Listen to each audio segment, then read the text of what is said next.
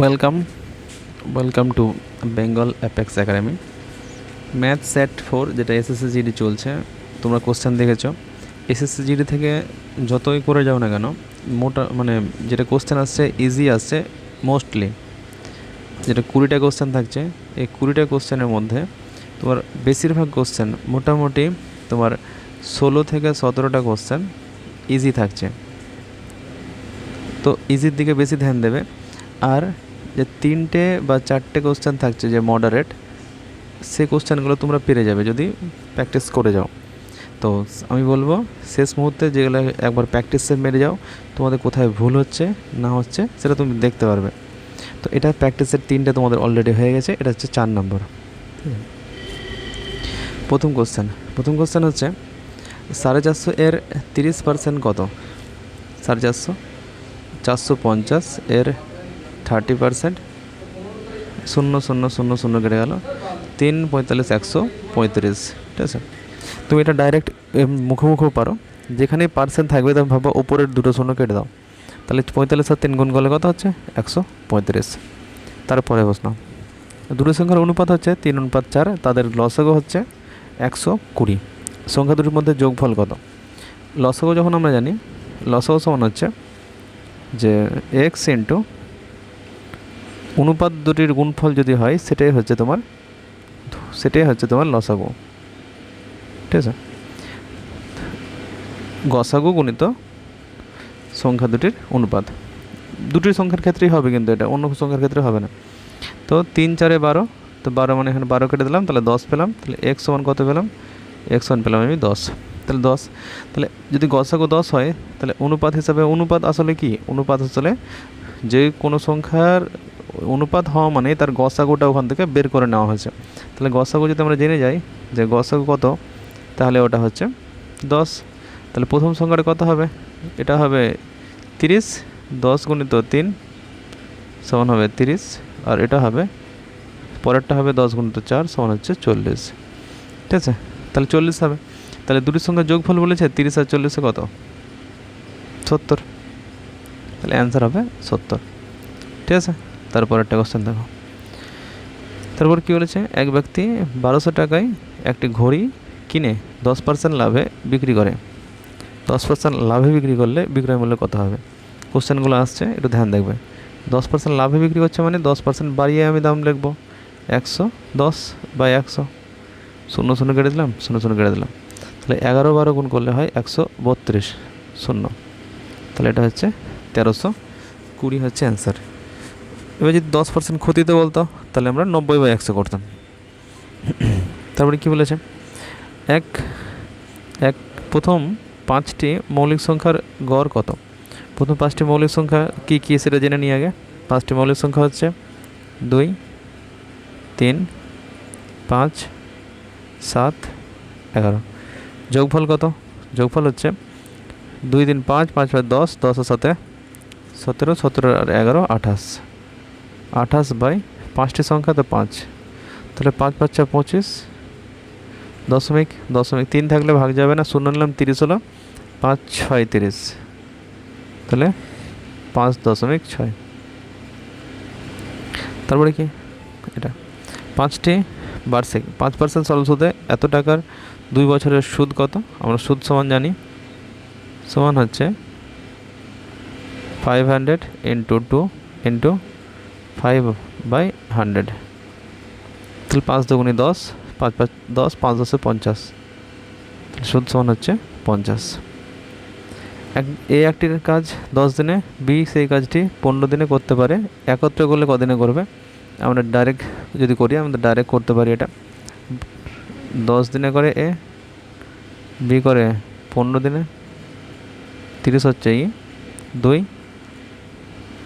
1 দিনে করে 3 ইউনিট, এটা করে 2 ইউনিট, সমান হচ্ছে টোটাল 5 করে 1 দিনে, তাহলে 30 ইউনিট কাজ করতে সময় লাগবে 6 দিনে। তাহলে অ্যান্সার হবে 6। তারপরে যদি বলা হয় এটি স্কোয়ার ছিল, ঠিক আছে, এটা এরকম ভাবো না, এটা ছিল স্কোয়ার, টাইপিং মিস্টেক হয়েছে। তো স্কোয়ার কত? 0.009, তাহলে আমি বলতে পারি এটা 0.9 মানে 9 বাই 1-এর পর 4টা শূন্য, তাহলে 4টা শূন্য হলে 9-এর থেকে কী পাবো, 2 3, 9 থেকে কী পাবো, 2 3, তাহলে 2 3 থেকে একটা 3 বেরোবে। আর এখানে 4টা শূন্য হবে, 4টা শূন্য থেকে 2টো শূন্য বেরোবে, তাহলে হচ্ছে 0.03। 3/100 মানে 2টোর পর দশমিক হবে 0.03, 0.03। এটি আয়তক্ষেত্রের দৈর্ঘ্য হচ্ছে 12, প্রস্থ হচ্ছে 5, তাহলে কর্ণের দৈর্ঘ্য কত? একটা যদি আয়তক্ষেত্র দেখি এরকম, এটা যদি 12 হয়, এটা যদি 5 হয়, তাহলে কর্ণের দৈর্ঘ্যের জন্য অতি স্কয়ার সমান বলতে পারি। অতি সমান, আমি এখানে ওটাই সূত্র করব। কর্ণ সমান x ধরে নিলাম, তাহলে অতি স্কয়ার হয়েছে কর্ণ, এখানে ভূমি স্কয়ার প্লাস হচ্ছে লম্ব, ভূমি সমান লম্ব, ঠিক আছে। তাহলে x সমান কী বলতে পারি, x সমান বলতে পারি √12 12 144 প্লাস 5 5 25 সমান হচ্ছে 169, সমান হচ্ছে 13 হচ্ছে অ্যান্সার। কর্ণের দৈর্ঘ্য যেমন সূত্র আমরা জানি, কর্ণের দৈর্ঘ্য সূত্র হচ্ছে ডাইরেক্ট √12 দৈর্ঘ্য স্কয়ার প্লাস প্রস্থ স্কয়ার। তারপরে স্রোতের অনুকূলে গতিবেগ, নৌকার গতিবেগ হচ্ছে 10 কিমি/ঘন্টা, স্রোতের প্রতিকূলে গতিবেগ হচ্ছে 6 কিমি/ঘন্টা। নৌকার গতিবেগ কত? আমরা জানি নৌকার গতিবেগ সমান হচ্ছে অনুকূলের গতিবেগ প্লাস হচ্ছে প্রতিকূলের গতিবেগ বাই হচ্ছে 2, সমান হচ্ছে 16/2 সমান হচ্ছে 8 কিমি/ঘন্টা। যদি স্রোতের গতিবেগ বলতো 10 - 6 করতাম, 10 - 6/2 সমান 4/2 সমান 2 কিমি/ঘন্টা। তারপর এটার মধ্যে বৃহত্তম কোনটি, এটা সবচেয়ে জানি আমরা, এটাই বলি 0.5 সবকে সমানে তুলনা করতে হয়। 0.5-এর পাশে শূন্য বসাও, দুটোর মধ্যে তাহলে বড় কোনটা, 0.50 0.55, তাহলে বলে এটা বড়। তো এটার সঙ্গে যদি তুলনা করি দুটো তুলনা করলে কত হবে, এটাই বড় হবে, 0.05 0.55। এটা হচ্ছে 3টে আছে, তাহলে এটা হবে না, এটা 0.0055, তাহলে 3টে আছে, 3টের সাথে তুলনা করবো, তাহলে 550 সেটা 55, তাহলে এটা হবে না, তাহলে এটা হবে 0.55 অ্যান্সার। দুটি সংখ্যার গসাগু হচ্ছে 12, তাদের অনুপাত হচ্ছে এত। সংখ্যা দুটি কী কী আমরা জানি, গসাগু সমান বলে দিয়েছিলাম, গসাগু হচ্ছে এটা, আর এটা হচ্ছে তার অনুপাত 3 12 36 আর 5 12 60, তাহলে 36 আর 60 হচ্ছে অ্যান্সার। 15 জন লোক একটি কাজ 20 দিনে করতে পারে, 10 জন লোক কত দিনে করতে পারবে? যদি 15 জন লোক, ডে আমরা হিসাব করবো, m1 d1 হিসাবে করবো, m1 d1 t1 by w1, m2 d2 t2 by হচ্ছে w2। এটা হচ্ছে m সমান মানুষ, তাহলে 15 জন লোক 20 দিনে কাজ করতে পারলে 10 জন লোক কত দিনে করবে, কত দিনে মানে x ধরলাম, তাহলে এদিকে 10 2, তাহলে বললাম x জন লোক 30 দিনে করতে পারবে, 10 জন লোক কদিনে করবে, 30 দিনে। m1 d1 সূত্র থেকে করতে পারো। বর্গক্ষেত্রের বাহু 10% বৃদ্ধি করা হলে ক্ষেত্রফল কত % বৃদ্ধি হবে? আমরা জানি 10% প্লাস 10% প্লাস 10 গুণিত 10 বাই হচ্ছে 100, 0 0 0 0 1, তাহলে এদিকে হচ্ছে 20 প্লাস 1 সমান হচ্ছে 21%। সূত্র কি? সূত্র হচ্ছে যদি বাহু বৃদ্ধি পায় তাহলে এটা সূত্র এত % বৃদ্ধি বা হ্রাসের ক্ষেত্রে এই সূত্রটাই কাজে লাগে। যখন বাহু বৃদ্ধি হবে, যদি ক্ষেত্রফল বৃদ্ধি হয়, সেটা যেমন আয়তক্ষেত্রের ক্ষেত্রে দৈর্ঘ্যপ্রস্থ আলাদা আছে, তাহলে এটা এক্সের মান ওয়াইয়ের মান আলাদা হবে। আর এটা যেহেতু বর্গক্ষেত্র আছে, বর্গক্ষেত্রের বাহু মানে দৈর্ঘ্যপ্রস্থ একই, সেহেতু এক্স আর ওয়াইয়ের মান একই হবে, 10 10। এক্স ওয়াই সমান হচ্ছে x/y সমান হচ্ছে 2:3, y/z সমান 4:5, x কত? আমরা এই সূত্রে ফেলবো এক্স ওয়াই জেড, যেখানে এক্স ওয়াইয়ের মান বসাবো 2 3, তারপরে বসাবো 4 5 3, এটা 4, ঠিক আছে। এবার আমরা করবো কি, 4 2 8, 3 4 12, 3 5 6 15, তাহলে 8:12:15। এটা এইভাবেই করবা, যেটা ফাঁকা জায়গা থাকবে যার দিকে সেটা সে দিয়ে ফিল করবা। 15টি লেবুর ক্রয় মূল্য 8টি লেবুর বিক্রয় মূল্য সমান।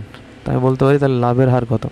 আমি বলতে পারি 10টি লেবুর কি ক্রয় মূল্য মানে সিপি, আর 8টি লেবুর বিক্রয় মূল্য মানে কি এসপি, সেলিং প্রাইস। সেল মানে বিক্রি, সমান যদি হয় তাহলে সিপি বাই এসপি সমান কত দেখে নিই। 8/10, 4/5, তাহলে সি হচ্ছে 4/5। লাভের হার কত, আমি যদি বলি সি সমান কত 4 টাকা, এস সমান কত 5 টাকা, তাই বলতে পারি লাভ হচ্ছে কত টাকা 1 টাকা। ক টাকা 1 টাকা। ক টাকায় লাভ, লাভ বা ক্ষতি ক্রয় মূল্যের উপর হয়। 4 টাকায় লাভ হচ্ছে 1 টাকা, 1 টাকায় লাভ হচ্ছে 1/4 টাকা। শতকরা লাভ জিজ্ঞেস করেছে, তাহলে 100 টাকায় লাভ কত গুণিত 100, 25%। কত পার্সেন্ট, 25%।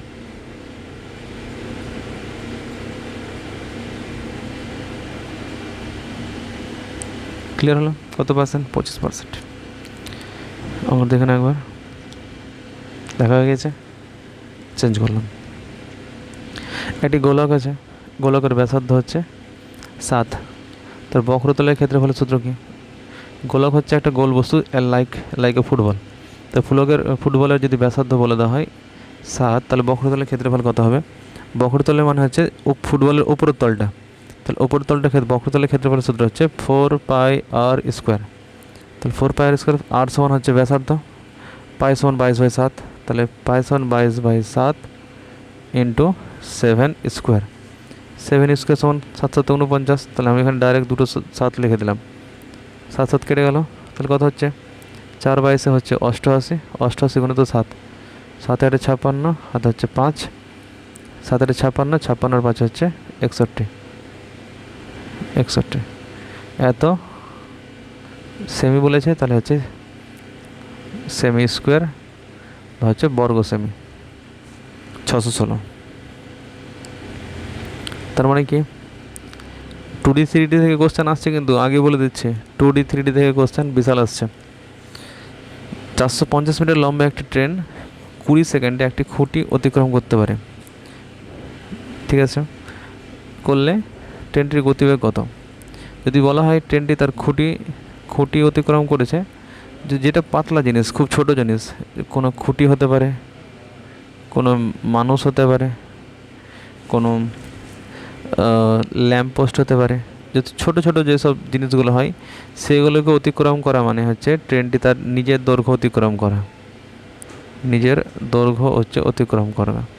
তার নিজের যখন দৈর্ঘ্য অতিক্রম করছে, তার মানে আমরা একটু বলতে পারি, কি বলবো, যে 20 সেকেন্ডে অতিক্রম করছে একটা খুঁটি, তাহলে আমি বলবো 20 সেকেন্ডে তার নিজের দৈর্ঘ্য অতিক্রম করেছে, নিজের দৈর্ঘ্য। আমরা হ্যাঁ, তাহলে 20 সেকেন্ডে নিজের দৈর্ঘ্য অতিক্রম করা মানে 20 সেকেন্ডে তাহলে নিজের দৈর্ঘ্য কত 450 মিটার। তাহলে 1 সেকেন্ডে যেটা যাবে সেটাই তার গতিবেগ, 1 সেকেন্ডে যাওয়াটাই মানে হচ্ছে তার গতিবেগ, বা হচ্ছে 20। তাহলে কত হচ্ছে 45/2, এটা হচ্ছে মিটার পার সেকেন্ড, তাহলে মিটার পার সেকেন্ড হচ্ছে অ্যান্সার। তাহলে 45/2 মিটার পার সেকেন্ড। কিন্তু মিটার পার সেকেন্ডে গতিবেগ চাইনি, গতিবেগ কিন্তু এটাও 1 সেকেন্ডে যেটা যাবে সেটাও কিন্তু গতিবেগ, 1 মিনিটে যেটা যাবে সেটাও গতিবেগ, 1 ঘন্টায় যাবে সেটাও গতিবেগ।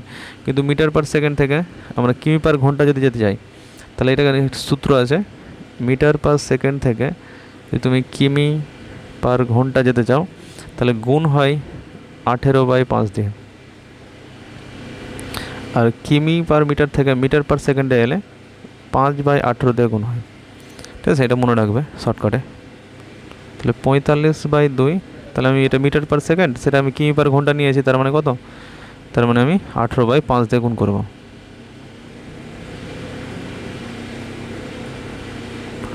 18/5, তাহলে 5 9 45, 9 2 18, তাহলে 81 কিমি পার ঘন্টা। ঠিক আছে, পরীক্ষা পড়তে পারে, পরীক্ষায় পড়বে, এগুলোই পড়ছে। ঠিক আছে, এইগুলোই পড়বে। 4টি সংখ্যার গড় হচ্ছে 20, 3টি সংখ্যার গড় হচ্ছে 18, চতুর্থ সংখ্যাটি কত। চতুর্থ সংখ্যাটি কত বলেই দিয়েছে। প্রথম এখানে 1টা 2টা 3টা 4টা, এই 4টার গড় আছে, তাহলে 4টার মোট বের করে নেব। তাহলে 4টি সংখ্যার মোট কত, 4টি সংখ্যার মোট হচ্ছে 4 × 20, গড় থেকে মোট গুণ করতে গেলে সংখ্যার সঙ্গে সেই গড়টাও গুণ করতে হয়।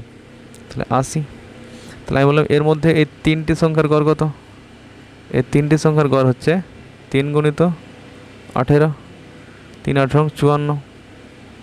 তাহলে চতুর্থ সংখ্যাটি কত? যেটা বাকি থাকবে সেটা চতুর্থ নম্বর সংখ্যাটি থাকবে। এই যে চতুর্থ সংখ্যাটি যেটা আছে সেটাতে থাকবে। তাহলে বিয়োগ করে দিলে আমরা পেয়ে যাব। তাহলে বিয়োগ করলে কী হবে? 26। ঠিক আছে, এটা হচ্ছে অ্যান্সার। 26 হচ্ছে অ্যান্সার। তারপরে কি? 3 বছর আগে পিতার বয়স পুত্রের বয়সের 7 গুণ ছিল। বর্তমানে পিতার বয়স পুত্রের বয়সের 5 গুণ। পুত্রের বয়স কত? 3 বছর আগেরটা হিসাব করি। ঠিক আছে, 3 বছর আগে মানে আমি ধরে নিলাম 3 বছর আগে পুত্রের বয়স ছিল এক্স। 3 বছর আগে পুত্রের বয়স ছিল এক্স, লিখে নিতে পারো পুত্র। তাহলে পিতা কত ছিল 3 বছর আগে? পুত্রের 7 গুণ মানে 7x। বয়স চেঞ্জ হলো, কত হলো? বয়স হচ্ছে যখন x+3 হলো, x+3, 3 বছর বেড়েছে পুত্র, ওর বাবা 3 বছর বাড়বে। তাই বাবা কত হবে? যে 7x আছে 7x+3 হবে। হ্যাঁ হয়েছে।